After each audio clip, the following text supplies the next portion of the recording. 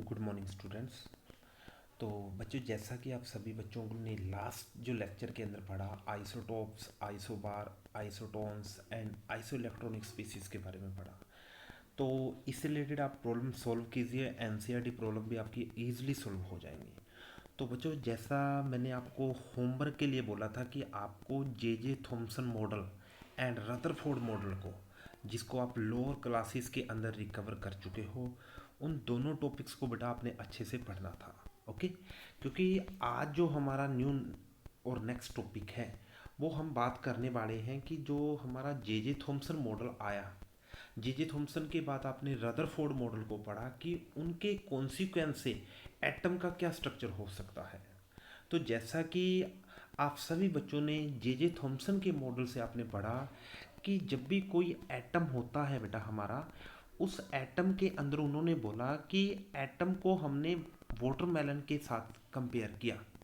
तो वाटरमेलन के साथ कंपेयर करते ही आपने वहाँ पे पाया कि जो रेड पार्ट था that is the proton, and जो उसके अंदर इम्बेडेड सीड्स होते हैं, जो ब्लैक सीड्स होते हैं, उनको रदरफोर्ड, उनको जे जे थॉमसन मॉडल ने इलेक्ट्रॉन्स का नाम दिया। तो ओवरऑल जो जे जे थॉमसन से हमारे को जो इन्फॉर्मेशन मिली, वो यही चीज़ मिली कि किसी भी एटम के अंदर जो इतना पार्ट प्रोटॉन्स का होता है, उतना ही पार्ट इलेक्ट्रॉन्स का होगा।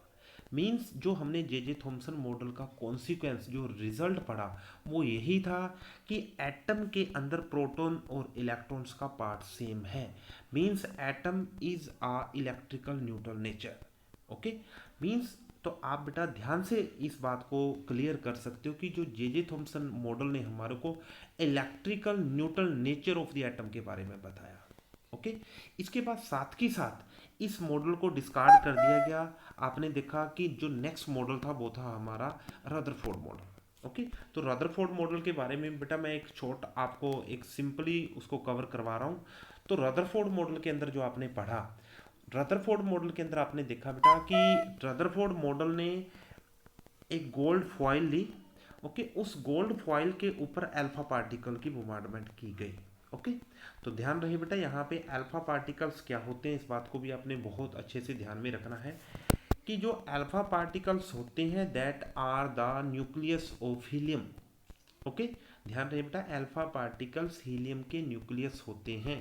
मीन्स अगर आपसे मैं बात पूछता हूँ कि अल्फा पार्टिकल का फॉर्मूला लिख दीजिए, तो आप बेटा वहाँ पे नोट करोगे कि जो हीलियम है हैविंग एटॉमिक नंबर 2, और इसके ऊपर जो +2 चार्ज जब आप जनरेट कर दोगे, तो it will be becomes the alpha particles, because alpha particle is a helium of nucleus. Okay, तो अब आपने क्या करना है कि जो हमने रदरफोर्ड मॉडल के बारे में कंप्लीट आपने बात की कि जैसे ही गोल्ड फॉइल के ऊपर अल्फा पार्टिकल की बोmbardment की गई, तो बहुत सारे पार्टिकल्स विदाउट डेविएशन इस गोल्ड फॉइल को पास आउट कर जाते हैं।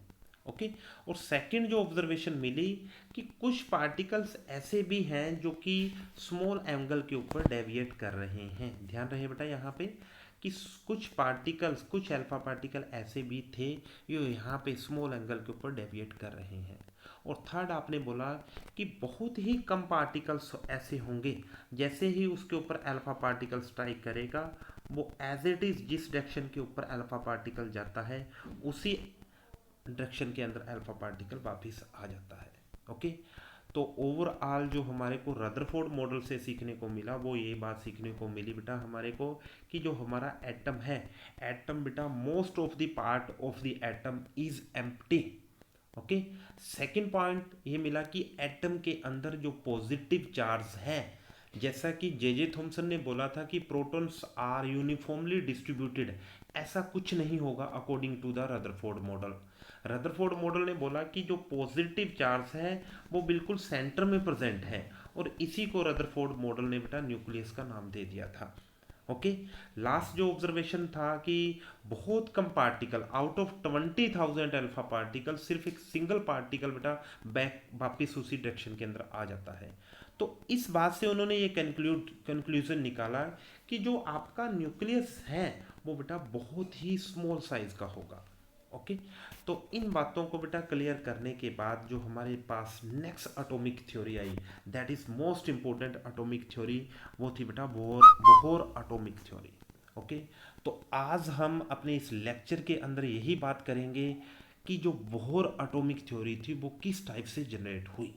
ओके, तो अब हम बेटा बोहर एटॉमिक थ्योरी को पढ़ने से पहले कुछ बात करेंगे हम इलेक्ट्रोमैग्नेटिक वेव्स के बारे में। ओके, तो ध्यान रहे, अब हम बात करने जा रहे हैं बेटा एक वेव्स होती क्या है, जो कि आप फिजिक्स के अंदर भी बेटा बहुत अच्छे से डिटेल के अंदर पढ़ते हो कि वेव्स को हम किस टाइप से डिफाइन कर सकते हैं। तो बेटा ध्यान रहे कि जब किसी रेडिएशन के अंदर अल्टरनेट इस टाइप से बेटा जी पार्टिकल्स मूव आउट करते हैं, मीन्स अगर वहां पे किसी भी रेडिएशन के अंदर अल्टरनेट एक अप पार्ट और सेकंड बेटा जी डाउन पार्ट बनता है, इस अप पार्ट को बेटा हम क्रस्ट का नाम देंगे और जो डाउन पार्ट होगा, ठीक है, जो लोअर पार्ट होगा उसको हम ट्रफ का नाम देंगे। कि अगर किसी भी रेडिएशन के अंदर अल्टरनेट क्रस्ट और ट्रफ की फॉर्मेशन हो रही है तो उसको आप सिंपली वेव्स का नाम दे सकते हो। ओके, अब हम कुछ बातें करने हैं कि इस वेव्स के पास बेटा वेवलेंथ कैसे होगी, फ्रिक्वेंसी कहाँ से आएगी, वेलोसिटी कैसे आएगी, और आपकी बेटा यहाँ से वेव नंबर किस टाइप से जनरेट होंगे।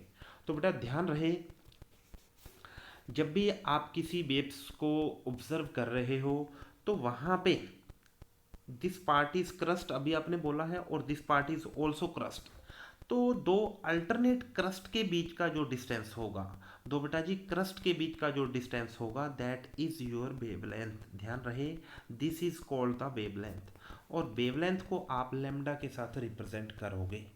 ओके, इसके साथ साथ आपको इस सिंपली डिफाइन कर सकते हो कि जो वेव्स के बीच में जो डिस्टेंस होता है, दो ट्रफ के बीच का जो डिस्टेंस रहेगा, दैट इज ऑल्सो वेवलेंथ, जिसको हम लैम्डा के साथ रिप्रेजेंट करेंगे।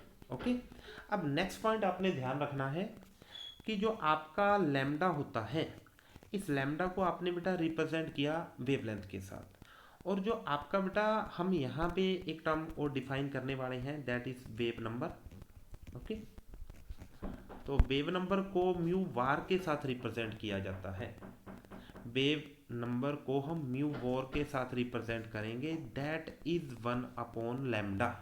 ध्यान रहे, दिस इज 1/लैम्डा is known as a wave number. Okay, तो इसके ऊपर आपका न्यूमेरिकल पोर्शन भी बनेगा, तो आपने ध्यान से रखना है यहाँ पे इसको।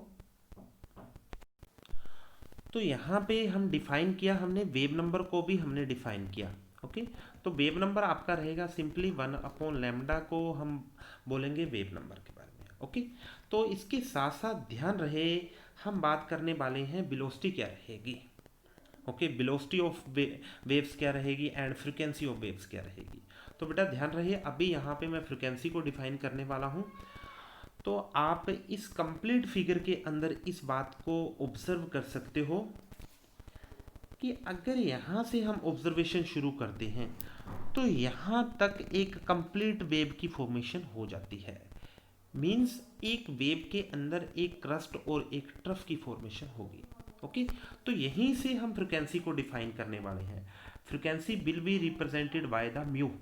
ओके, तो फ्रिक्वेंसी को आप डिफाइन करोगे किसी एक गिवन पॉइंट के अंदर, बेटा किसी एक गिवन पॉइंट में से total number of the waves passes through in 1 second. ध्यान से रहे बेटा, तो आई रिपीट अगेन कि किसी एक गिवन पॉइंट में से total number of the waves passes in 1 second is called the frequency.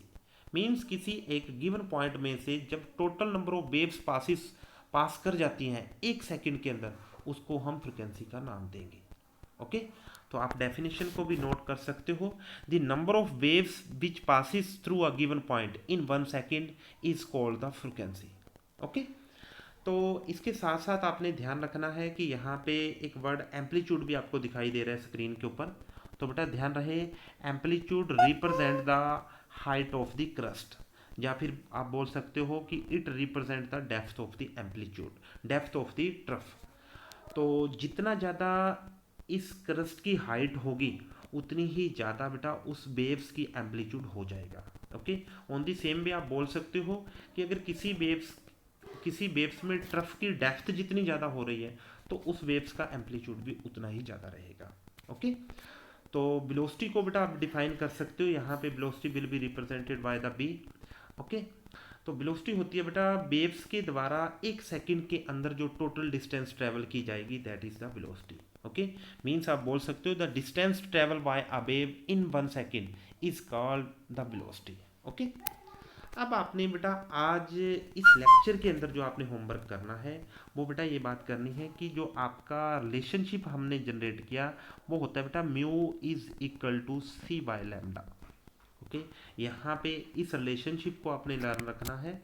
Relationship के अंदर बेटा mu is represent the frequency, lambda is represent the wavelength, और यहाँ पे जो सी आपको दिखाई दे रहा है C is the velocity of light. तो C is the velocity of light जिसकी बेटा वैल्यू आपकी फिक्स रहेगी, this is 3 × 10⁻⁸ metre per second. Okay, तो जब भी आपने इससे रिलेटेड क्वेश्चंस को सॉल्व करना है तो आपने ध्यान रखना है कि जैसे ही आप इस फॉर्मूला को यूज़ कर रहे हो mu is equal to c by lambda, तो सी का जो यूनिट रहेगा अभी हमने बोला that is in the metre per second, तो लैम्डा का यूनिट भी आपका सेम होना चाहिए। ओके, तो लैम्डा के यूनिट के अंदर अगर आपको लैम्डा नैनोमीटर के अंदर, माइक्रोमीटर के अंदर या फिर एंगस्ट्रम के अंदर मिलता है, तो firstly you will be convert that lambda unit into the metre. Okay, और उसके बाद ही आप इस फ्रिक्वेंसी को फाइंड करोगे। तो आज आपने mu is equal to c by lambda से रिलेटेड क्वेश्चन पोर्शन को सॉल्व करना है, और इसके बाद हम यही बात करेंगे कि बोर एटॉमिक थ्योरी किस टाइप से जनरेट हुई। Okay, thank you.